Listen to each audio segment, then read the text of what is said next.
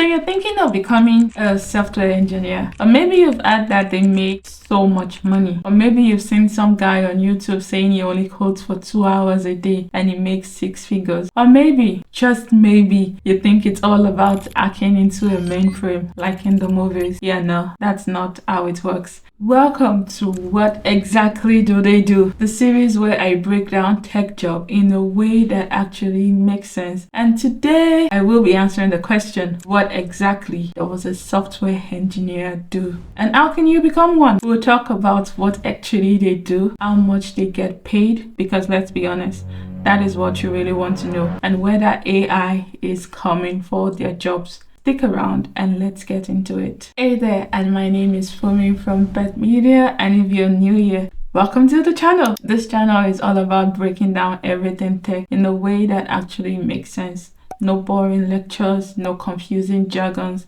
just real talk. So if that sounds like something that you're into, hit that subscribe button, and it's free. It helps more people to figure out if tech is the right move for them. Plus, you wouldn't want to miss out on future episodes where we cover other cool tech topics. Alright, now that we're friends, let's talk about software engineer. Who is a software engineer?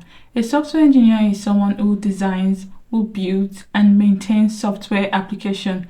They write codes to solve problems, whether it's for websites, whether it's for mobile apps or AI systems. But their jobs isn't just about coding. They also work with teams. They also test software. They make sure that everything runs smoothly. Basically, if you've ever used an app before, played a video game, or even streamed a show, there is a software engineer behind it, making sure that it all works perfectly. Alright, let's get into the part that you want to know. How much do software engineers actually make? Now, salaries depend on experience, location, and company. But now let's talk about real numbers backed by real data. And because I live in Germany, I'm going to be talking about Germany. According to PayScale, the average salary for a software engineer in Germany is around 58,927 euros per year, with a range between 43,000 and 79,000. And according to Glassdoor, it reports a slightly higher estimate of an average salary of 70,000 per year and a total compensation of 75,000 euros. And if you're looking at top tier company, level.fyi suggests that a salary at a company like Google or Microsoft can go beyond 80,000 euros and sometimes reaching 6 figures. I'm sure you've seen all those TikTok videos of software engineers saying they make $250,000, $300,000. Yes, they actually do make that amount of money. Here's a general breakdown. Entry level, you're just in your year 0 to your 2 years. You can make somewhere between 40 to 50,000 euros. Mid level, your 3rd year to your 7th year, you can make between 55,000 to 75,000. Again, this is Germany. And if you're a senior software engineer, you can be making above 80,000 euros. And if you're working in big cities like Munich and Berlin, salaries tend to even be higher and sometimes even over 60,000 euros for mid-level roles. So now that we've gotten the salary, what does a software engineer actually do? Now, before we get to it, let's know something important. The role of a software engineer can vary. Again, as the salary varies based on company and location, the role also varies based on the company, the industry, and even the specific team that they work on. A software engineer in a gaming company won't have the same daily tasks as somebody who works in finance or a software engineer who works in healthcare. But in general, here is what they do. Number 1, they write and test code. Coding is a big part of the job. Software engineers write the logic that makes application work, whether it's a mobile app, a website, or even a software for self-driving cars. And once they write the code, they also test it to make sure that it doesn't break, which, spoiler alert, it usually breaks at some point. That's why they have to be good at writing and testing codes. Number 2, fixing bugs and improving the software. Ever used an app and thought, why is it so buggy? Why doesn't it work as it used to? Well, software engineers work to fix those issues and make the software better over time. This means debugging, optimizing performance, and sometimes rewriting entire section of a program to make it more efficient. Number 3, they work in teams. It is not just about solo coding. Contrary to what people think, software engineers don't just sit alone in a dark room writing code. They work with designers, with product managers, and other engineers to build the software that people actually want to use. So you have to learn how to work in the team if you want to be a software engineer. And then number 4, learning new technology. Tech is moving so fast. Today there might be a new AI, tomorrow there might be a new programming language, and next tomorrow there might be an entirely new process. So as a software engineer, you have to always be ready to learn new programming language, new framework, new tools in order to stay relevant. That's why you hear developers, even with years and years of experience, still saying that they are still Googling stuff. Because honestly, they all are, because things are constantly evolving. And then number 5, as a software engineer, they are thinking about the user experience. It's not just about making a software that works, it's about making software that are easy and enjoyable to the user. That's why engineers have to think about the performance, the security, and how real people will interact with their project or their product. So that's the general idea of what a software engineer does. And now to the big question, how can you become one? You need a degree? Can you self-learn? Let's break it down. Many people are becoming software engineers nowadays without degrees, and I'm sure it even upsets some software engineers who get degrees. In fact, some of the best engineers out there never went to college for computer science. They learned on their own and even took different paths. Why? Because some companies today care more about what you can build than how you learned how to build it. That said, there are 3 main ways that people can learn software engineering. Let's break it down. The college degree part. This is the traditional route. You get a degree in computer science, in software engineering, or in a related field, and after 4 years or more, you apply for jobs. Some people, after their first degree, they go further to get a master's degree. Some companies still prefer degrees. I'm not saying that all companies do not want you to have a computer science degree. Some companies would only hire people who have the computer science degree. So what are the pros and the cons of going through the college degree part? The pros: there's a structured learning with fundamentals. You learn about data structure and algorithm, and it is easier to access internship and job fairs. And some companies, even big ones, still prefer degrees holders. So now what are the cons? It is expensive. There are a lot of people going into debt in order to just get a 4-year degree, and it focuses a lot of theory rather than practical coding. So that is the first part, the college degree part. The next part is the coding bootcamp. If you've ever attended a coding bootcamp, let me know in the comments. Bootcamps are short and they are intense, usually between 3 to 9 months or longer depending on the bootcamp, and they focus on practical coding skills. They are great for people who are switching careers and want to learn fast and get hired quickly. They focus on real-world coding and job-ready skills. They are faster than a college degree and often involve job placement support. And the cons: they can be expensive. You can spend between 5,000 to 15,000 euros on a coding bootcamp, and they are fast paced. It is not for people who want to learn at a very slow pace. So if you want to learn at a very slow pace, bootcamp might not be an option for you, and you still need to build a strong portfolio in order to stand out. So we've talked about the college degree part, the bootcamp part, and now for the third part, the self-taught part. That is, for example, the YouTube Academy, the YouTube University, or AI now, because people are learning via AI. This is the most flexible part. No degree, no bootcamp, just you and Google and a lot of tutorials. Many people have built their career completely from self-learning, but it takes discipline and consistency, which is something that you have to build if you're learning on your own. What are the pros? It is free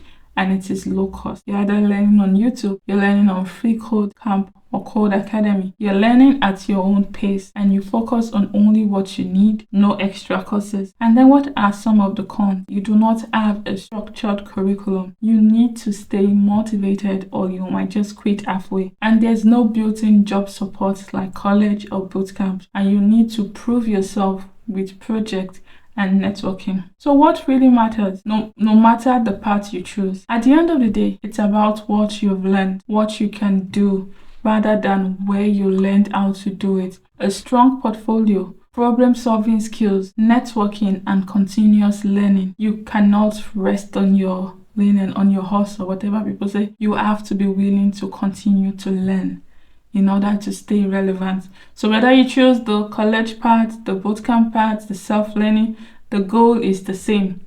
Learn to code, build cool things, and get hired. So now we've covered what software engineers do, how you can become one. Let's talk about the essential skills every software engineer should have. So now you've picked your path. You've either decided you're going to college, you're going to bootcamp, or you're self-learning. What exactly do you need to learn in order to become a software developer? It depends again. Different companies, different industries requires different skills. A software engineer at a game studio would need the same skill as someone in cybersecurity. So today we'll talk about the core skills that almost every software engineer needs in order to succeed. Number one, we have the essential skills. This is the must-have skills. You must be able to code. Programming language. You must be able to code.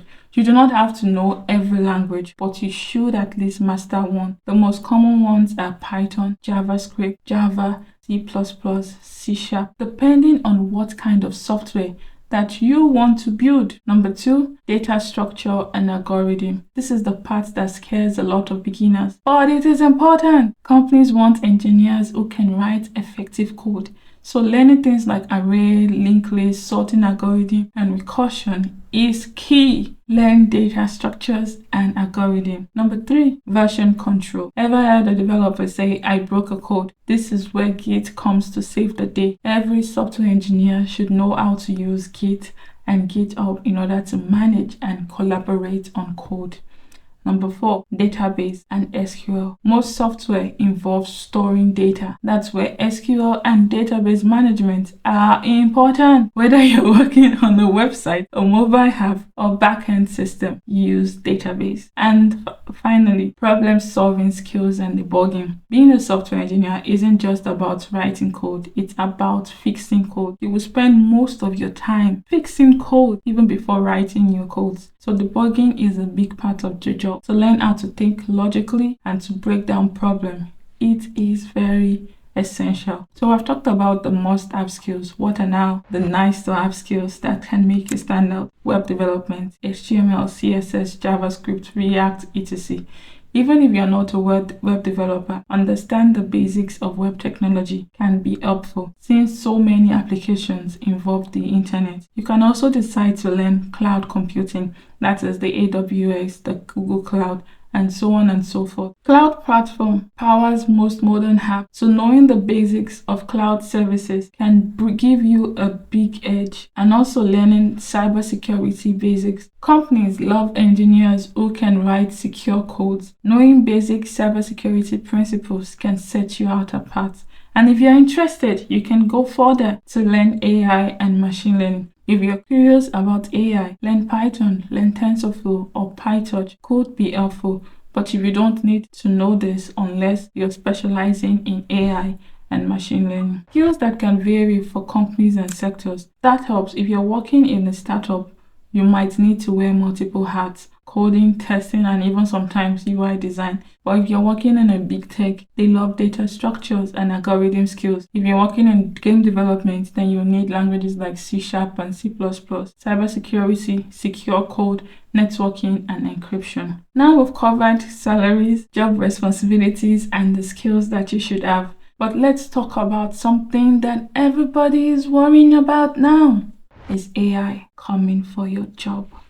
Let's break it down. It's AI replacing programmers. You've probably heard people say that coding will be fully automated or AI can write code. So why would companies hire developer? But let's be real, that's not exactly how it works. First, let's look at some data. The Bureau of Labor Statistics predicts that software development jobs will grow by 25% by 2031. Which is more faster than most careers. So not only is software engineering not dying, it is actually expanding. And yes, AI is changing the way we work. Tools like GitHub Copilot and ChatGPT can help you write and debug code faster. But here's the thing, they don't replace human engineers. Think of AI as an assistant, not a replacement. It's like having a junior developer who can help you with tasks but still needs guidance from an experienced engineer. So what does this mean for you? The best engineers are the ones who adapt. Learn how to use AI as a tool. Keep improving your problem solving and focus on areas that AI struggle with, like architecture, cybersecurity, cloud computing, and so on and so forth. Technology is always evolving. Just like we moved from punch cards to high-level programming language, we would adapt to AI too. And if anything, it is going to make good engineers even more valuable. So what do you think? Will AI replace software engineers or will it change the way that we work? Drop your thoughts in the comments. All right, now I want to hear from you. What stage are you in currently? Are you still deciding if software engineering is for you? Are you currently in colleges or boot camp? Are you preparing for job hunting or are you already working as a software engineer? Drop a comment and let me know. I would love to see where everybody is at. And do not miss the next episode where we'll break down what exactly does a web developer do? What skills do they need? How much do they make? And how can you be one? Also, if you have any questions or if there's any specific tech job that you would like me to cover, let me know in the comments. I'm open to ideas. And if you found this video helpful, do not forget to like, subscribe, hit that bell, and I'll see you next time.